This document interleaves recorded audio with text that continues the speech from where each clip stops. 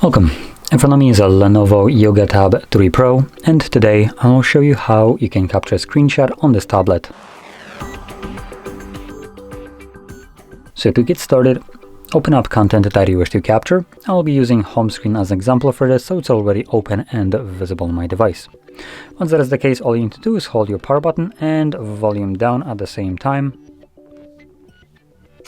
You'll have a flash with the sound and this pop-up, and after a moment it will disappear. Once it disappears, you can find your screenshots in your Photos application.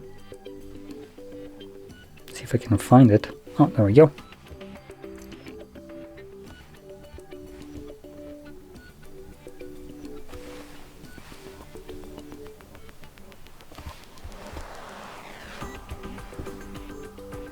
And you can see it right here. It is labeled as a screenshot, so later on you can tap on this label and this will take you to an album which consists of only screenshots that I have captured over the time. And obviously here's the one that I have captured. So with that being said, if you found this very helpful, don't forget to hit like, subscribe, and thanks for watching.